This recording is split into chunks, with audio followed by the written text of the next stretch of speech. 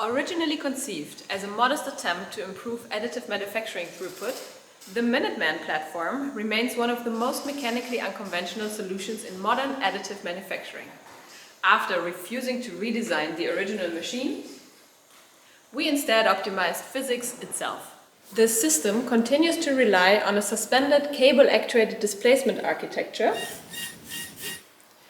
an aerospace-grade granite stabilization mass, and a deeply rooted engineering stubbornness. Subsequent refinements focus primarily on the thermal dissipation, resonance behavior, and the progressive mitigation of moderate side fumbling. This led to a repeated evaluation of cryogenic thermal suppression, including liquid nitrogen, solid-state carbon dioxide, moisture-assisted phase transition cooling, low-density helium-assisted convection, and increasingly aggressive atmospheric compression strategies. Despite substantial advances in gaseous, cryogenic, and phase change thermal negotiation, air continued to demonstrate a concerning level of relevance.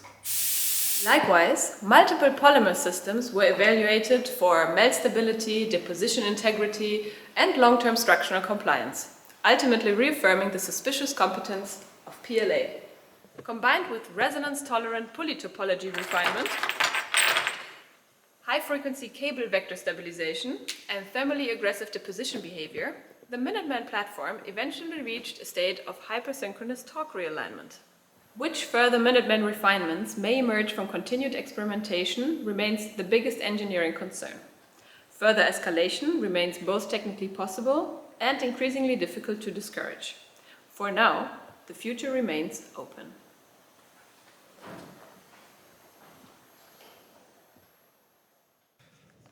Hello, ladies and gentlemen. Welcome to what will become the 20th and probably the final episode of the Minuteman project. So 1.5 years ago, I proposed the question if it would be possible to 3D print a 3D benchy in less than a minute. And apparently someone else answered that question just a few weeks back. Or has he? So if you're here for the drama, we'll do that later in the video. For now, I'm gonna finish my quest for the sub 1 minute benchy. My name is Jan, and I build stuff so you don't have to. Da da da da da da da da da da da da. Have you ever wanted to brag about having also printed a sub 60-second benchy? This model is gonna be up on Printables, so it would be the perfect timing to hop over there, just download it, grab it onto the printer, and when I'm done, you're done as well and you can judge it in your hands.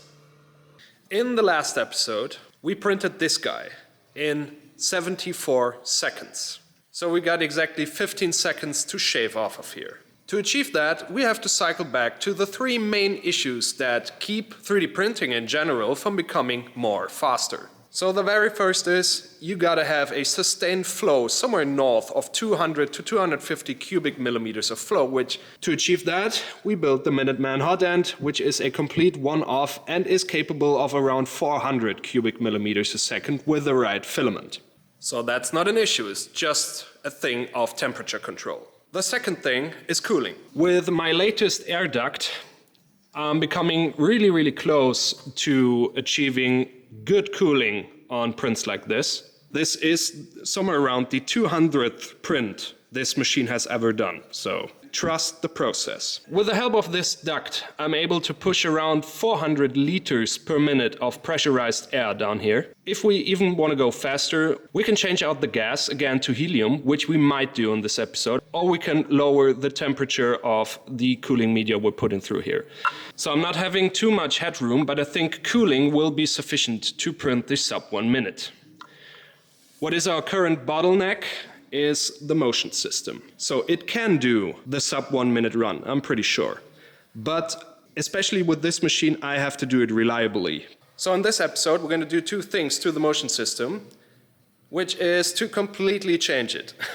We are at very extreme measures, but we have to up our game here. And this is basically all the moving components you know from the machine are going to be cut in weight by half. let me show you what I have in store.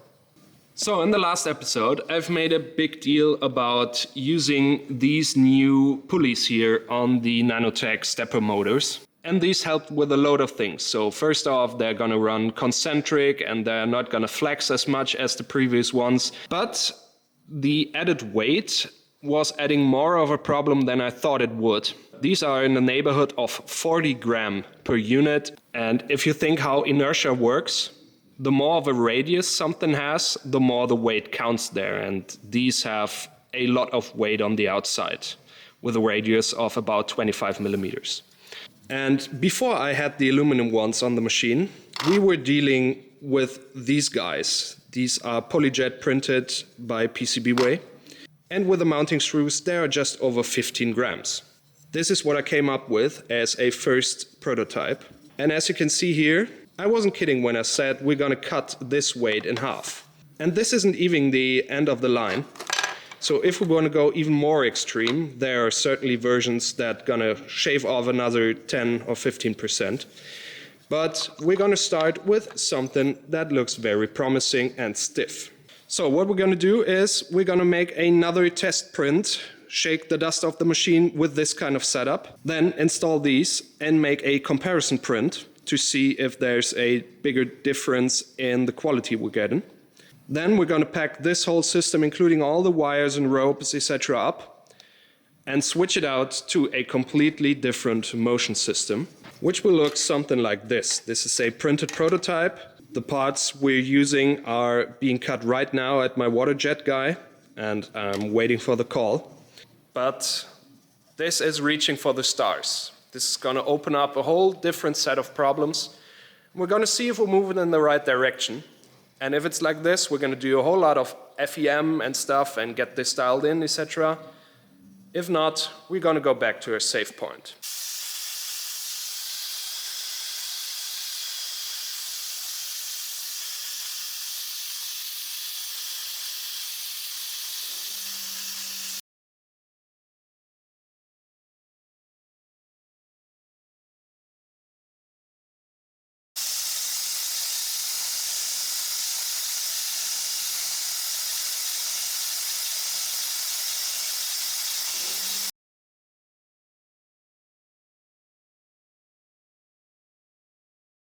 I've printed 3 specimen, 3 minutes, 2 minutes, 1 minute 30.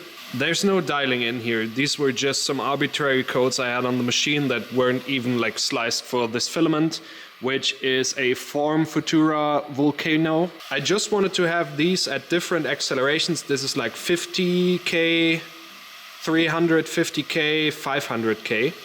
And I want to see if changing the pulleys does make a difference. So now I'm gonna get all the other 3 up here from the Prusa Core 1L, get them on the machine and then rerun those tests. So it does move.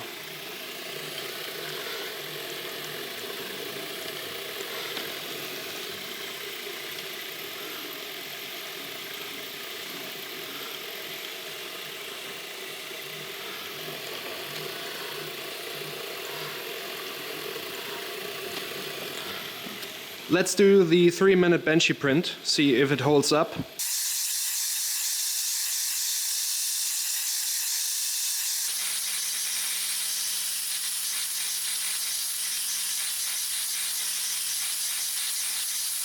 Control group, 3 minutes and the new one, and I can't seem to find a big difference between both of them. I think they're within margin of error.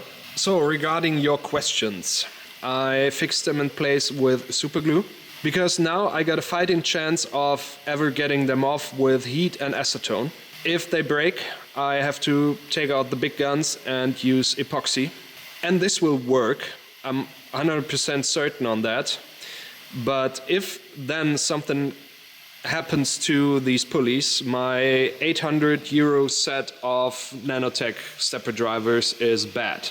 So that's why we're starting off with super glue, making that the bottleneck of the forces in the system. Let's see how far we can push it. Talking about excessiveness, I was getting rid of the screw on top of here that was holding the wire in there. And now we're using friction only. So this is basically just wrapped around these two posts. So let's run the other benches, ramp it up to an order of magnitude more accelerations than this was. And we'll see what breaks first.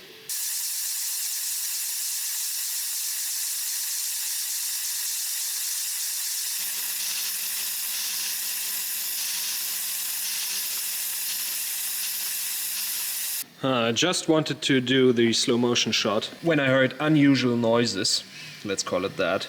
So this one has slipped. This was oriented to the flat spot here. So this puts me in a bit of a tough spot. Epoxying will do the trick on the long run, but this is my first iteration of these very lightweight pulleys, and I wanna get some more data before I actually glue them. So let me think about what we're doing here.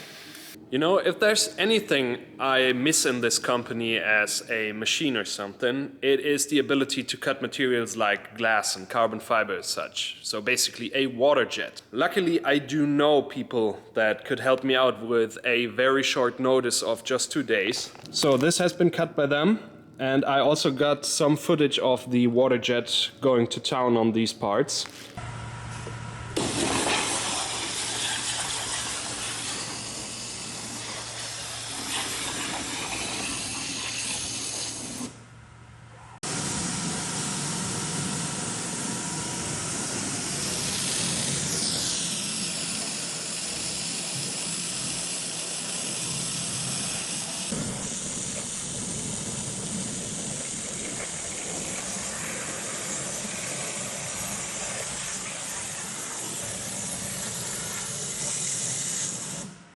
And create this mashup. And this is what we're transferring now to the machine. This is my next iteration or prototype of a very high speed movement system. I'm leaving as is as a save point for later on, and we're going to switch over to the next iteration. The old platform is around 117 gram. If the audio is somewhat weird today, I got these people doing... I have no idea what they're doing down there. I haven't hired them, but it may be in the background of whatever I'm filming today. So I would love to do a deep talk on air bearings, which the last one was. It was a sophisticated one. Basically, there is a hole in the granite plate that was supplying shop air right into this cavity. This is of course closed with the build plate, and then it has been distributed to all of these channels, ultimately to these pads, and this was giving it a proper air cushion on top and bottom. And that's why it was almost moving frictionless in that slit between the granite and the glass plate. What we're doing instead, we're gonna create a very narrow slit where this is gonna ride in, and then we're just gonna forcefully move it through that slit with the power of 10,000 suns. So let's have a brief look here at measurements. So this is the glass plate. This is float glass, obvious choice for something like that. And as you can see here, this is within margin of error. I may be getting 5 microns or something. So this is a very flat piece of glass. So with this carbon fiber build plate, I had to go over a few spots. This is the back side of the water jet cut, and this was like delaminating the first layer, so I had to like file that off. And if we zero that here, so this plate isn't perfect, and in some spots I have to like push it down because of course this has also some warpage in it. This is the high spot, and if I just go over the entirety of the part and properly push it down to measure the actual thickness, I can see that pretty much the complete part is within 1/10 of a millimeter. And now we got from the same plate these two standoffs cut, and these are of course somewhat of the same thickness, but with a bit of variation of a few hundredth of a millimeter. So you can see this is like -500th. I have to restrict myself to not get into lapping and make these parts as perfect as possible to create the narrowest gap possible. We're gonna do that at some point if we see that this is working as intended. So it is more important to get the big picture if this approach is working. So I'm gonna shim all of these outside standoffs with somewhere in the range of, let's say, 50 to 100 micron to create a tiny gap. And then we're just gonna go off to the races, see where we're at, do some input shaping, see if the whole idea of itself is working, where we get resonances, etc. So I think it is smart to just throw this on the machine, get some data, and then reiterate. Next up, we're gonna glue in some of these ropes here. So this is still 2.5 millimeter Dyneema, pre-stretched, waxed, whatever. This is top of the line stuff you can get. And there will be kind of this part here where I can insert these cables like this. And then this interlocks with the outside of our carbon fiber plate. All of this will be epoxied together, and with that I'm gonna have a very defined spot for the kinematic to sit on. Okay, final weigh-in before we're gonna put it on the machine. I also last minute added these 6mm holes because I do have a M6 thread right beneath that on the machine, and I thought it would be pretty dope to have that for referencing and getting tension on the lines. And also that will make great content if I ever like leave them in here and do some movement. So I overshoot a bit when I said 50% of the original weight. This is mostly because I was cutting this up with thinking this carbon fiber plate was 2mm, but it turns out when I pull it out of the shelf that it was 2.5. So that's where the difference comes from. But for a first test, I think this will do fine, and then we can decide if going even lower with the material thickness is a thing. So it turns out having those M6 screws is a total game changer. Should have done that a year ago. This made it pretty easy to like stretch and tension all the ropes. And we can go ahead and run the G-code. It's set to 10%. Huh.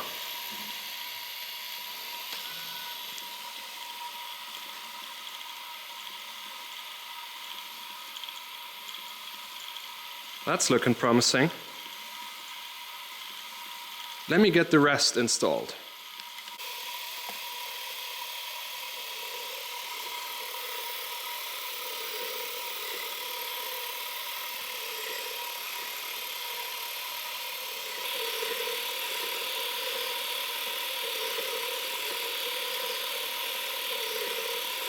The first clip you've seen was basically unshimmed, so there was no clearance between those parts, and I could see that right here in this corner it was sort of like rubbing, but it does have enough power to just pull it through.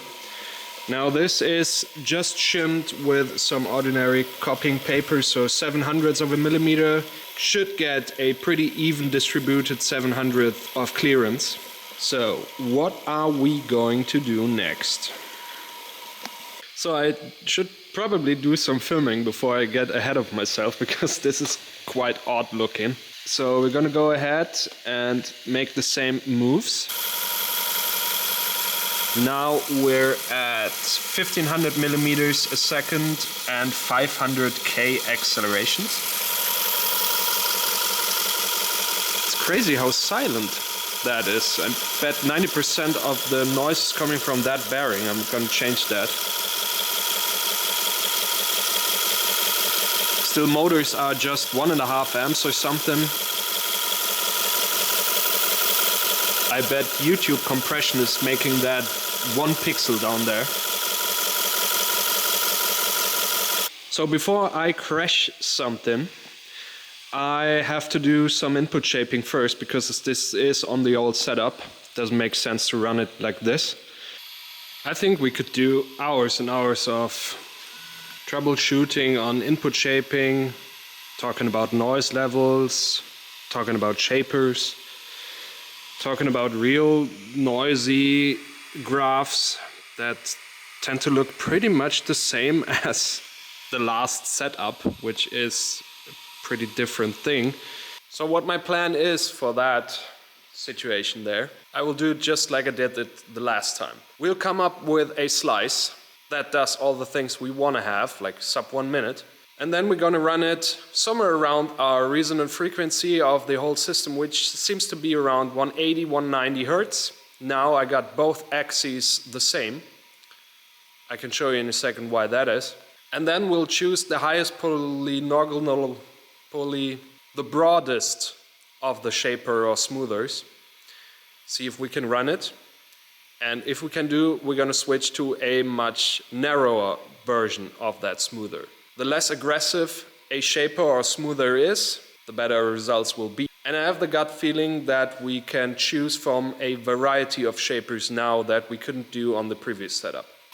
With the previous setup, these were our anchor points. This has all started because I have limited space here on existing threads I can use, and getting additional ones in there has been a pain. So I used whatever I had, and that resulted in not symmetrical layout of the motors. So you can see right now they are at 45 degrees connected to this point and this point. And before I had a slightly different angle if you had a look at the X or Y axis respectively. And this was pretty much limiting my whole system's performance to the most bottlenecked axis, which was Y in that case.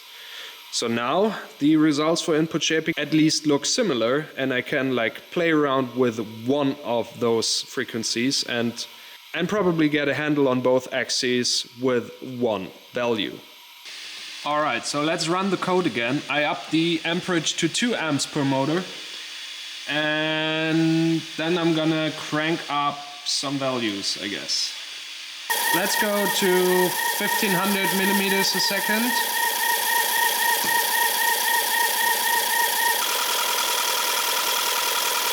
250k accelerations, 500k now, 750,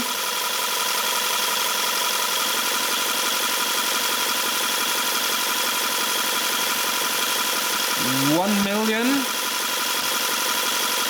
So let's talk in G now. This is 125 G. This is 150.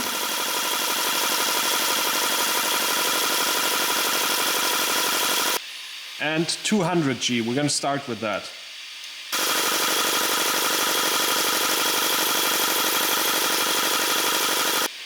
$225 G.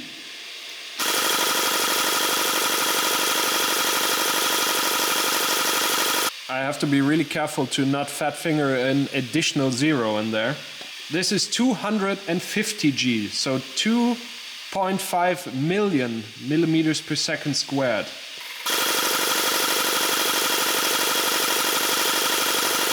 So still 250 Gs, and now with faster movement speed. Okay, at least I got that on camera. I'm pretty glad that this is what failed. Then again, how I'm gonna get that back into there? I think that's a problem for future me. Lovely Sunday here in the company. So I've redesigned those parts. So now they have a lot more engagement while still maintaining that 6mm hole in the middle. And here I was successful in first cutting them off and then refiling those to the original surface. Done some prep work again, and now we're gonna glue those back in here, and this should make this problem bulletproof for the future. I gave the whole system 24 hours to fully cure. What I use here to run these insane speeds on a cold bed is basically a sheet of Build-Tack PEI sheet, and then this is all coupled with a thin layer of ABS dissolved in acetone, spread evenly on there with a thin layer. And I've successfully printed pretty much all the materials on here except for maybe nylon. Okay, so we're just gonna go and touch off Z again, and then I just hit print on the 3-minute bench here, and we're gonna see what happens.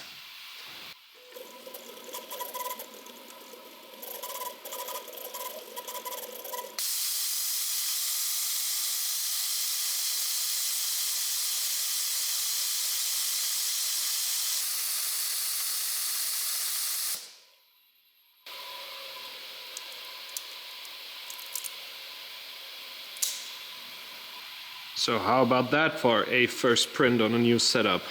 Let's run the sub 2 minute.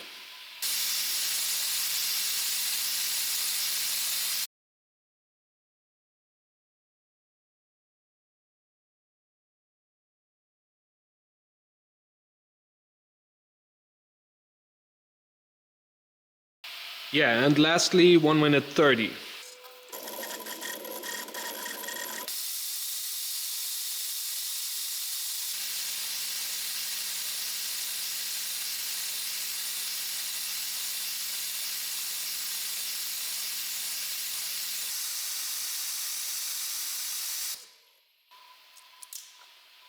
This is the 1 minute 30 print in comparison. Again, don't judge the print itself. This is just something I had on hand. It is meant to do a comparison, nothing more. This guy here is with a new setup and this is old. And I would say these look pretty much identical. So the ringing is not noticeably more or less. What you can see from both of them is that there is some serious corner rounding happening. This is of course because of the square corner velocity coupled with a very broad acting and aggressive input shaping. And I'm well beyond the acceleration that the input shaper is actually made to do, and that's why we get this smoothing of the corners. If you have a look at the 3mm one, you can see what the actual difference is here.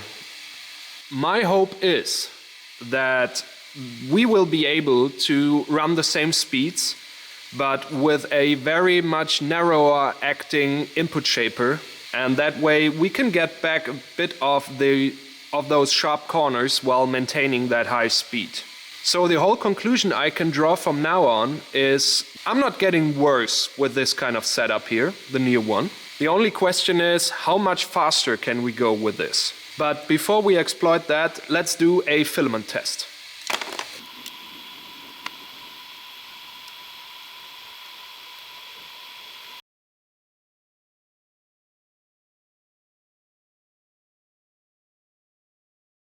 So what I've been trying here is from Fiberlogy, and this is their Impact PLA in khaki color. It is a PLA with ABS-like properties.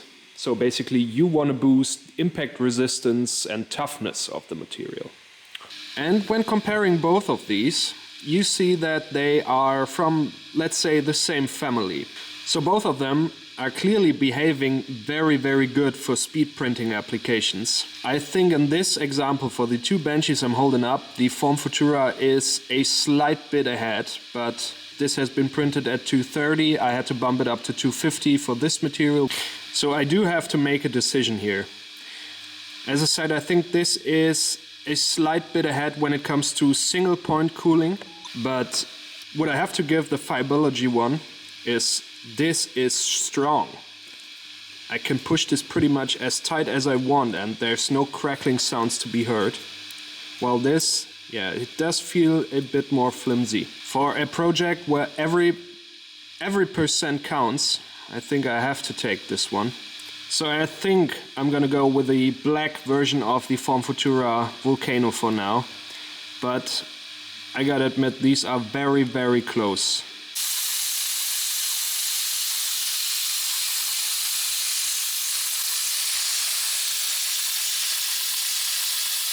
Speaking of cooling ducts, I had to change this out. This has creeped a bit to one side, giving me uneven flow of air. And this is purely because of how I suspended it in here. It's just held by these pneumatic hoses.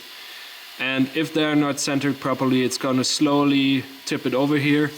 And these ducts really do live a tough life. They're constantly in touch with the up to 250-degree nozzle, and then they're blasted cold by 300 liters of air per minute, and then they're being heated up again after a print. So there's quite a lot of wear and tear.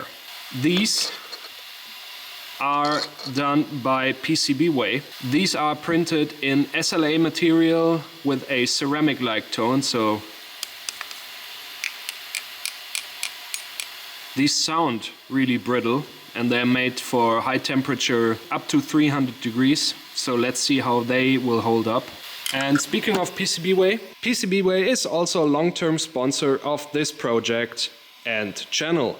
So just in case, if you're searching for parts but don't own any machines or skills or whatsoever, there is a solution. PCB-way does offer manufacturing of goods that are like 3D printed in any sort and flavor, CNC machines, printed on a PCB, sheet metal design, basically you name it. The process is very easy. You just hop on the PCB-way website, which is down there, first link in the video description. Then you can upload your files in any format you have on hand, select your desired raw materials, select finishes, quantities and stuff, and then you will receive an instant quote. Again and again, I have used parts but made by them here on this machine, and the quality as well as the delivery time has always been top notch. So thank you again PCB-way for sponsoring that content. Let's go right back to making that sub 60 second a thing. So I've sliced the code, and then without having 60 volts on the motor driver rail, I simulated it. It checks out to 59 seconds real time. Now we're going to put 60 volts back into the system and just run the motion platform without any filament, without any noise from cooling, etc. Just going to see if it survives. So I got 30 minutes left for today, and either I'm walking away with everything broken or at least a sub 60 seconds dry run, which is a first for me. So let's do that.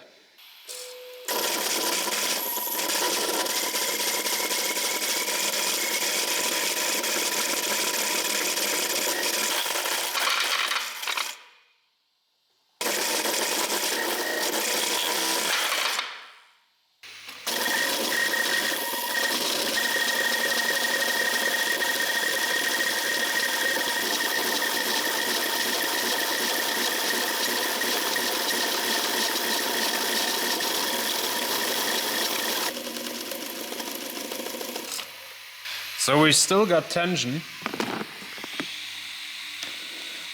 This is the first that ran through. Oh. Let me get you on the screen. Let's go over the slicer settings for that dry run. And let's say the combination of 1500 millimeters a second flat as well as 225 Gs of acceleration brings me down to a minute. I could go the other way and choose way more speed, let's say 2.5 meters per second. Crazy number, right? And then I would probably have to do like 125 or something Gs of accelerations to come down to the same time. Orca Slicer just released 2.3.2. If you haven't noticed that, there is an actual flow and an actual speed tab now, which kind of takes accelerations into account, which is kind of a huge thing to visualize what is happening during a print. So if you go to the actual flow, you can see that it is pretty high throughout the whole print, somewhere in the range of 190 cubic millimeters a second, but it's pretty consistent.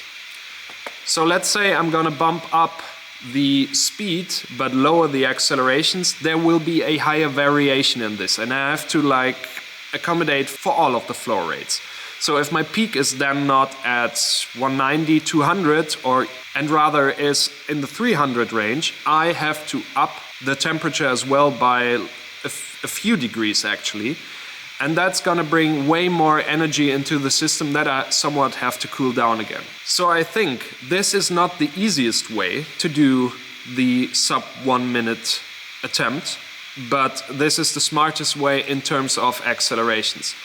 So these are the steppers I'm using here on the machine, which were kindly provided over a year ago by Nanotech. And these steppers really play in their own league. But if you have a look at their torque curve, so it's at realistically at 48 volts, somewhere in the 2.6 Newton meter range. And this is one case for me. This is a 50 millimeter pulley with 1500 millimeters a second printing speed. I'm right at 570 revolutions per minute, which brings me here in this chart. So I'm in a pretty reasonable state. It just started to taper off, so I'm pretty much using all of the motor's capabilities here. And I'm still right around 2.2 Newton meters of torque. The right one is actually 2000 millimeters per minute printing speed. And if we put in 764, you can see that we're already starting to drop significantly. So 1 3/4 of Newton meter. So basically, if I want to go the other route, I do have the flow possibilities on the hot end. But to make that happen, I probably would have to go to a bigger sized pulley, maybe go to 60, 65 millimeters again. We did that a while ago and that does work, but this seems to be the sweet spot at that point. So that's why I think for now, with these kind of pulleys, it doesn't make sense to go faster in printing speed, and for the other reasons as well. Do you know what I like the most about the Minuteman machine? It's a machine where high tech and low tech pretty much coexist just millimeters apart from each other. So you may or may not have seen 2 slow motion footages. I already printed these last episode, I guess. And because of the whipping of this here, this seems to be excited at some point in the print. Yeah, these 2 channels pretty much limit this and dampen the whole system enough to, I guess, not cause any more problems. But I've completed another set of like 4 or 5 runs on here. So now it is a matter of not overheating the motors. All right, let's just frickin' do it.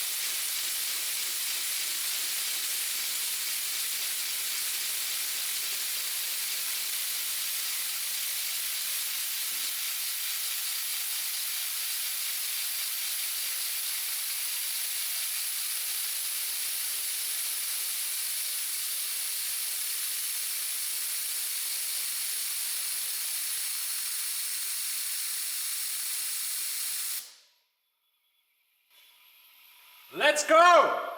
Sub 60! Okay, all in one shot here. There it is. And there it is. Hello, little boat.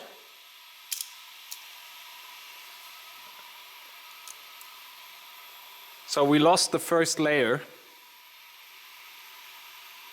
But here it is.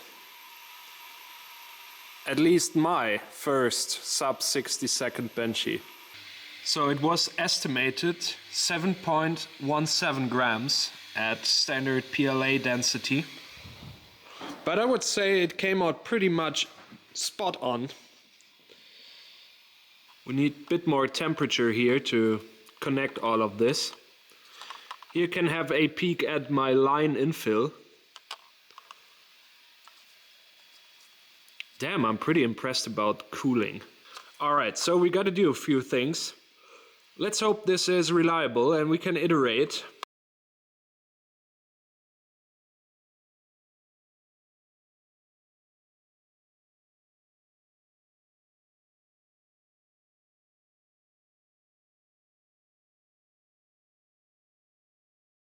So yesterday I was able to reliably run a few other samples and a few more that are not here on the table and not documented. As you can see, we're somewhere in the range of print 205 on this machine. And number 200, the very first of the sub 60-second benches, is pretty much looking the best. So no matter in which direction I'm going to iterate with temperatures and PA values, etc., it's not making that big of a positive difference. We're going to hop again onto my screen, and I'm going to show you by how much you have to alternate numbers in order to get a significant effect on the print, and what kind of cow trades we can do here in order to stay sub 60 seconds but get the quality as best as possible. So, what you're looking at are two benches. Test 200 is the initial sub 60, test 206 is what I'm trying to conduct here. I do have a bit of amperage left on the motors. They were at 2.5 amps, I'm gonna up them to 3. This is all the clipper board is able to allocate to those drivers right now. So in comparison to last print, we're gonna up printing speed by 200 millimeters a second flat on all printing moves. I'm gonna keep the acceleration where it was. We're seeming to be pretty saturated on accelerations. But what I wanna do is getting square corner velocity down to half of it to reduce any kind of smoothing that happens around the edges, to see if that is the main cause, or is it the smoother itself in combination with this very high acceleration values. As you can see, I have run it with 10% line infill. Line seems to be pretty much the fastest out of the portfolio. I gained up about 4 seconds by choosing lightning infill. This is way less material. You can see 7.16 compared to 6.6 grams. And it's just very, very sparse on how it is being applied here. I'm also going to check the box here for infill combination. I haven't done that before. This is another 1.5 seconds to gain. What this does, and I don't like, is that you get an alternating pattern here on the layer time. The consequence of doing that is that you're going to create spikes in actual flow. Compared to the previous around 200 cubic millimeters a second flow rate, we're going to spike up to 320. We're going to demand that filament, but with the temperature dialed in, we're not going to get that flow. So it's just, we're going to create G-code, but then under extruding it. This is just a measure of what is actually contributing to external quality and what is going to save time. And I also upped the layer time from 0.2 to 0.24 seconds. So let's see if it runs at all on the machine and what the differences to the previous slice were.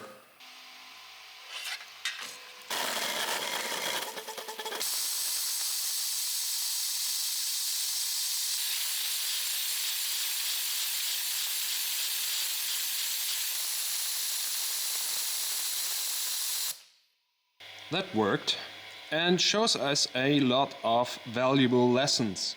So first off, square corner velocity. This is 50, this is 100. You can see it does make a major difference in rounding of these corners. Layer time, 0.24 versus 0.2. It is making a huge difference how good these overhangs here do show up. The infill decision. As you can see, this deck here is way less with the lightning infill than this here. I think this is actually really, really good for the speed given. And lastly, the hull line, 1700 millimeters a second, 1500. This is a lot cleaner. But I think there is a bit to be gained by different temperature settings. This is printed at the same temperature. Let me reiterate a few things and do it again.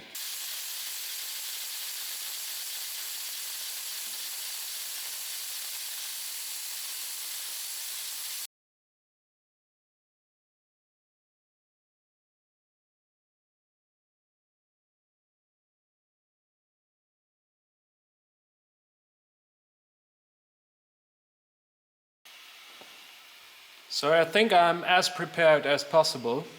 It ran 3 times back to back. Let's do the money shot.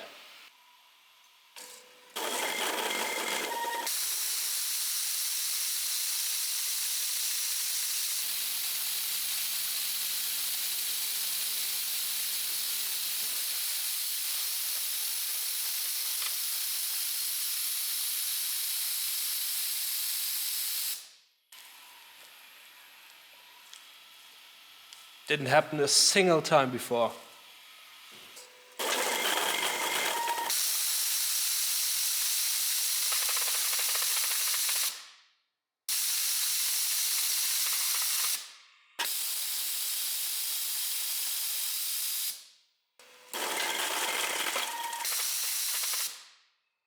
That is a very typical experience. I don't know, I've done about 20 sub 60-second runs, pretty much most of them back to back. It is just not able to see with your own eyes what's happening here. There's no analytics due to open loop steppers, etc. I'm gonna do a last dry run with slow motion footage and then I call it quits. All the batteries are dead.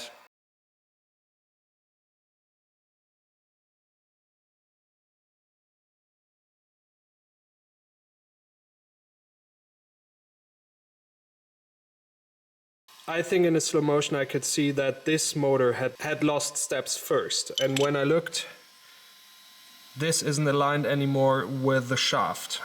I knew that this was happening at some point. I reprinted those a couple of days ago with this D-style shaft here and way tighter tolerances.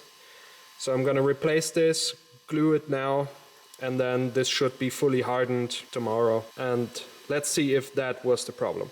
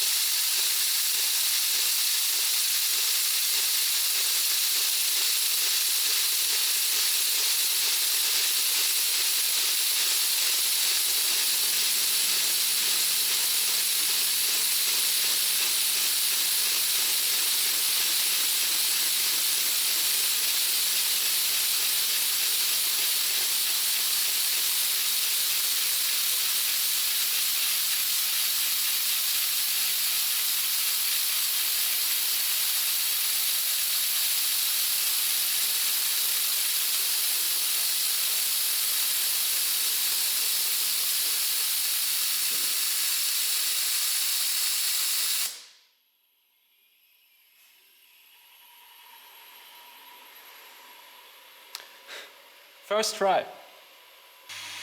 There we are. Let's do another one, see if we'll do it back to back.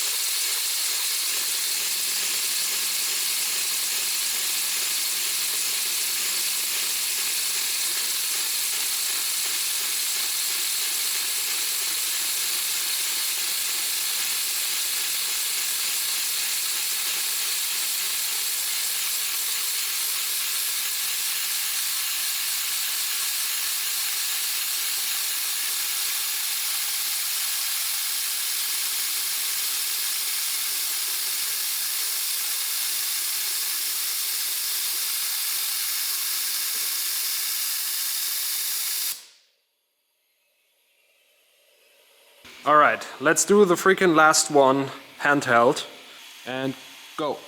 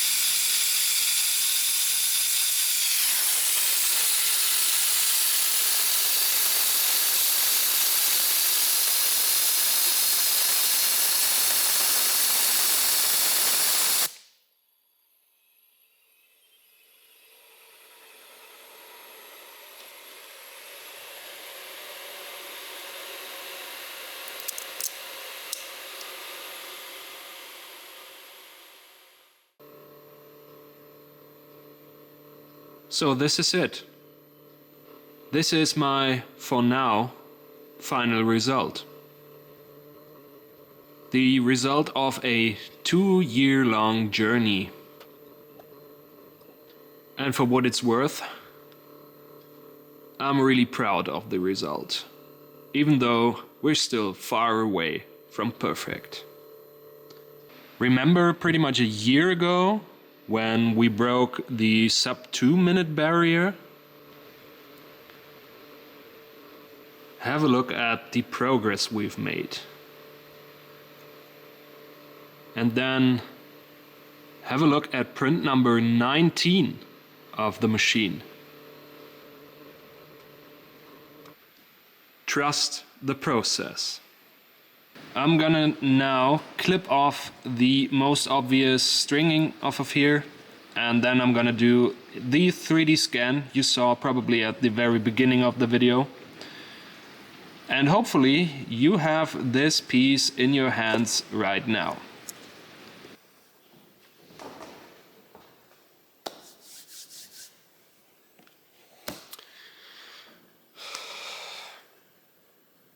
Let's talk about the drama part. So you might be tempted to think that I'm building this machine here over the course of 2 years. A bespoke machine to do an arbitrary challenge in the maker community.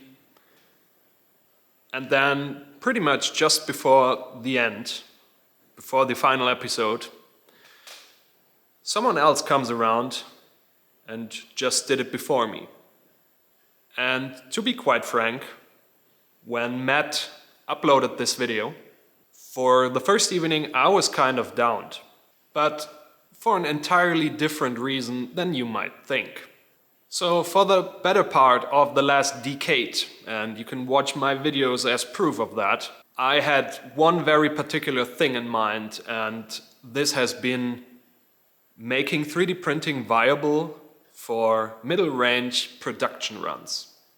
I always thought that 3D printing, and especially FDM 3D printing, has got the potential to shift back the manufacturing we have lost to, let's say, Asia or something, back to a regional state. I'm not pointing towards Europe or USA or whatsoever. I'm just talking that everyone has the ability to produce locally. And all of that, which I've been doing here for the last couple of years, is what I found to be the easiest way of making a positive footprint in that area. So by producing content which is right on the edge of physics and all of that, I was able to teach you guys and also me a great deal about how to make this technology better and more viable in a manufacturing sense. Boats like these. There are 5 short videos I uploaded to YouTube which are cumulated to be around 25 million views. And I can see a real shift from the moment it leaves the maker community and makes it out into the world of, I don't know, any tech guy. The moment that happens, 90% of the comments are literally, "This looks like shit." And I don't disagree. It is always a question of perspective. So if your challenge is to print something decorative, then your priorities might be to have a very good looking print which can be done in a decent amount of time. I, on the other hand, have a completely different mindset about my priorities on a print.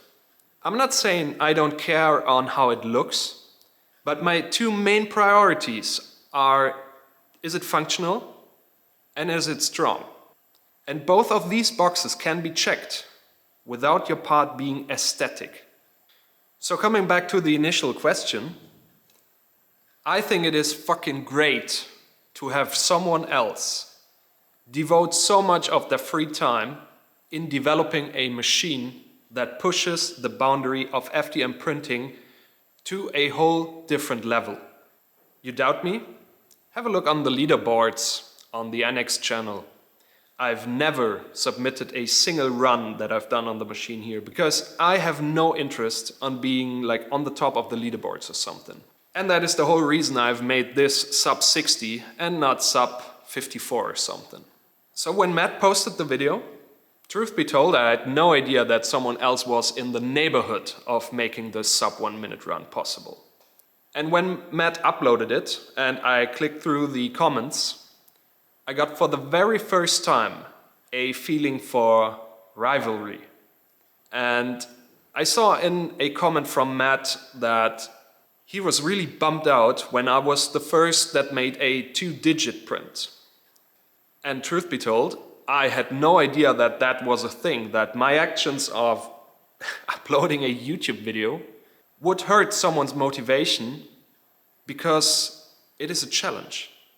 I never considered it to be a challenge that is won by being the fastest. I always thought that this is a thing of community, and that only because we're a community, we can push all of this along. So, in other words, at that specific evening, I was not disappointed because someone else completed my quest. It was the initial question, is it even possible to do it in less than 60 seconds? The only thing I was a bit bummed out about is that there are no freaking information available on how he did it. And I contacted Matt after the video, and we talked a bunch. And I encouraged him during our calls, as well as now, to go ahead and publish as much as possible on all his unique solutions that went into this challenge. I think I'm speaking for the community that being more transparent about things and publishing your findings is probably the best way of not getting some tinfoil hat cheating allegations made about you. And I know a great deal about speed printing benchies by now, so I think I can figure out a lot of things that happened in your run, on your machine. But there is this giant black void that we're all dying to know what you did there. And I would be really pleased if you just open up, be transparent about what you built there, and follow me along on the quest of making 3D printing more viable and solving our issues in manufacturing. I don't know, I said no drama. Has this been drama? Whatever. Let's hop onto my screen for the last time. I'm gonna go through all of my slicer settings and whatnot. What made it possible to print this benchy in less than a minute. Welcome to my slicer, Orca Slicer in that case. Go and support the Orca Slicer dev as well as Louis Rossmann. I think it's a good time to mention that now. What you're looking at here is probably one of the most butchered benchies you've seen. But this is how it goes if you want to optimize to the last percent. So what I do have here are the rules as stated in the NX Engineering Discord. The goal is to print a benchy as fast as possible. I failed that. I'm gonna come to that in a second. You can judge by yourself if Form Futura Volcano matches in these. I would say it is a PLA. It is marketed at that. It is not filled, metallic or silk. The print did finish. This is my global tab on the test 212. Maximum nozzle size is a 0.5 and I'm using all the line width to 0.5. Maximum layer height is 0.25. You may combine infill. I didn't even do that. I did record it. There are 3 top and bottom shell layers, 2 walls, and 10% line infill. The finished print must be dimensionally accurate. You can judge that by yourself. I don't think there's anyone that is publishing its results as detailed as I do. And I think the within reason kind of is applicable here. The machine is definitely only powered by stepper motors, and there must be a timer clock shown in the video to verify it's real. And I do share the profile by going through all of the tabs here. So far so good. So when I stated that the goal is to print a benchy as fast as possible, I didn't do that.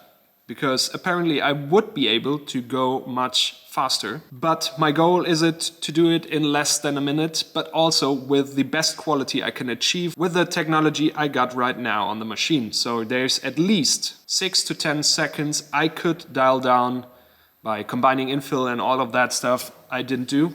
And there's also a great deal of weight saving happened on here. I will show you every detail of it, and let's say in a few instances I think we're bending the rules, but in the way they're written, I think this is in accordance with it. You can judge that in the comments if you want to. But truth be told, I am happy with the result, and I can live with that for myself. And as I said, I don't want to be in the leaderboards. The obvious thing, the weight. When we started off, a Benchy was somewhere in the 10 gram range. I did find a few things, but also I want to mention at that point, Nico, I will put his profiles here, did help me a lot with tips on that. So for example, there are a lot of things where we played with densities. So external and internal bridge densities were dialed down to 40%. You can see what this does here. When it bridges for the top, there is just less material to be extruded. The same thing for all top surface densities. So if you have a look here, the top fill is just less dense. And what made quite a breakthrough in terms of cooling performance of pillars and such is the XY contour compensation. So I know this is going to be controversial, but hear me out on this one. So, two things I want to read out. You must use 2 walls and 10% infill. We do have 2 wall loops and 10% line infill. And trust me, I got a whole set of multipliers here, but none of them is messing around with these values, except for up there I'm actually going up with infill. The other thing, the finished print must be dimensionally accurate within reason. So by going with the XY contour compensation, there is a sweet spot right at 0.2 millimeters with the classic wall generator. If you go through the whole Benchy, you can see this has 2 walls. It does make a difference here, and then in this whole pillar section up here. Right here in this section, we are being limited by our cooling time, layer time. And the slicer will dial the speeds way down if we are getting close to that layer time, which we are right here. And it's going to go down by a factor of at least 5.5 almost. So all of this, which I've shown, is not to be faster. So all of these pillar section could be printed with an outer and an inner wall in the same amount of time. We just have to go with 600 millimeters a second in that area. But through the way less deposited material here, we're able to reach our cooling goals almost. And for this episode, I had in mind if we would use helium as a cooling media or go with something dry iced or whatsoever. But that way, and let's talk about industry applications again, we were not doing something which is overly complicated or dangerous. We're just using shop air. It is still a expensive media, but if there's an actual benefit in printing that fast and using shop air, it's a simple matter of cost to value. So I think this is a very viable solution here in this place. Then of course everything in this slice is optimized to have the least amount of accelerations throughout the print. We're essentially talking milliseconds here because accelerations are so high that it doesn't really make a difference. We're gonna, as seen here in the actual speed, we're so fast on our target speed that the results are almost negligible, but it surely does add up. So then, speed tap, I think we've covered this before, 1700 millimeters flat except for external bridges. And then this was the setting you've seen in the clipper overlay at the last print, 200 Gs of acceleration with 50 square corner velocity. Nothing here in this tab, and also here in the multi-material there is, I think, nothing that messes with the print. And others, there is no brims, no slicing method, no whatsoever. There are two post-processing scripts I do have in here. First off is the SP53 by Salim. This is just the SP53 script that will enable me to run dynamic temperatures, but I didn't even use it in the sub 60 now. And then the second one is my script to alter the code just to make the Z movement possible on my winch kinematic setup. In the filament tab, nothing out of the ordinary. Pressure advance 0.04. I didn't even mess with the smoothing time. Flow ratio, it does look a bit better when I pull 5% of filament out of here, and again 5% less to cool. And you've seen this before. This is a very generous variable, just in terms of if I put that to 0, this is 6 seconds alone. But then again, the layer time basically here in this pillar setup is basically 0, and we don't have any chance of actually cooling it. All of these modifiers you see here are in a certain region. In that case, setting a specific speed for the chimney part. This is set at 400 flat. And then the majority of things is handling stuff in which direction do we want to print infill, that it is all aligned on top of each other, and as I said, the least amount of accelerations have to be done. So this is it. If you got any further questions regarding slicing, put them down in the comments. I'm gonna be open and transparent as always. If you ask me, if I wanted to hide something, it would have been here, but I think it is necessary to tell the whole story. And yeah, very lastly, let's do a quick tour on the machine to basically get the final state. We still have the unaltered model of the Minuteman hot end. I can link. There are like 3 episodes where I did mill this all by myself and electroplate it and whatnot. Bondtech, LGXs, and then slice engineering, cold ends as well as heat breaks in there. This is the copperhead variant. I'm running 2 heat zones. This is the big ones. I think it's 5 cartridges of 50 watts each that are sitting behind here. And then there's a secondary heating element for, it's basically called just the tip. And this is controlled by some overclocked ceramic heating pads down there. So moving on to the electronics department, it is all powered by a Big Tree Tech Kraken, and this should be version 1.0. Figured I have to properly active cool this, and this seems to be sufficient at least for the 3 amps I'm running per motor. And all of that is hosted by a genuine Raspberry Pi 5. We're using a 60 volt supply for the motors, some 24 for all the heating cartridges and running mainboards and such. And in terms of firmware, right now it is running on the Calico Bleeding Edge version 2. And also in the background I'm working on making this winch kinematic derivative an open source thing, but there is a lot of stuff to be ironed out, and so it might take some more month or such. And zooming out of the big picture, this is all being built on a Johansson Cordy-Matic 7000 series coordinate measurement machine. So everything here on the base of the machine is pretty much to a micron or less. The whole thing weighs 1300 kilograms and is a very good match for 60 grams of moving mass. And while we're at it, this will be labeled as the 20th and final episode of the Minuteman machine. I printed the boat pretty much 3 weeks ago, I guess, and thought long and hard on how we should go on with this special machine. But since my quest has ended that I proposed 2 years ago, I will be coming up with something new. Reinvent myself, basically. And I don't think we're gonna make something that is the same as we did before. Then we could do just a season 3 of things, but I would be more into doing something else. What you can do on having an influence in all of that, write down in the comments what you will be wanting to see. Join my Discord, join my Patreon. These are all 3 equally good options to get in touch with me. I do read all the comments. In terms of other projects, the list is endless. I'm planning on at least 3 different things I want to implement on my open source hot end. I'm already in the process of rebuilding a motorcycle. There's a chainsaw that needs to be restored. I promised that to my grandpa.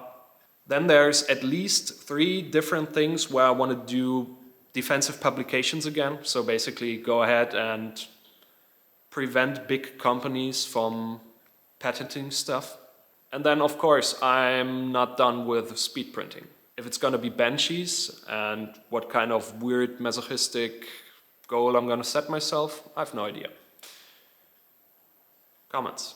But I've met so many great people in the comments, on the Discord, on the Patreon. I'm really happy to have made this whole journey with all of you guys together. I always said that this is a thing of community. If there weren't patrons, if there weren't like hundreds, thousands of comments that like helped me brainstorming, helped me reiterate things, we weren't here at this specific time and place. I'm really thankful for all of you, seriously. And with that being said, it's been a pleasure to have you here. My name is Jan, and I build stuff, so you don't have to. See you in the future. Bye.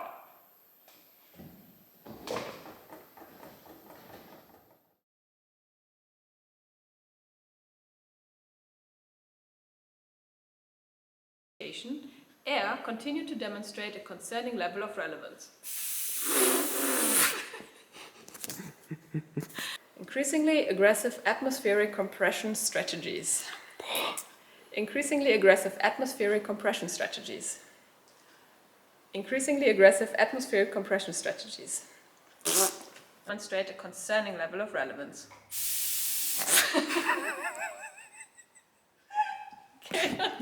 Das ist die bessere Variante. Sekunde.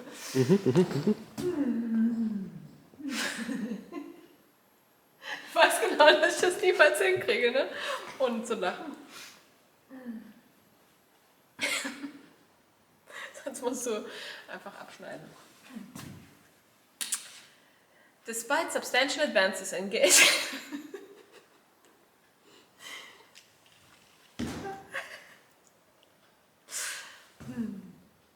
Sieht man, dass ich gelacht habe? Ja. An den Tränen runtergelaufen. Das ist sympathisch. Ja, aber nicht förderlich fürs Video, oder?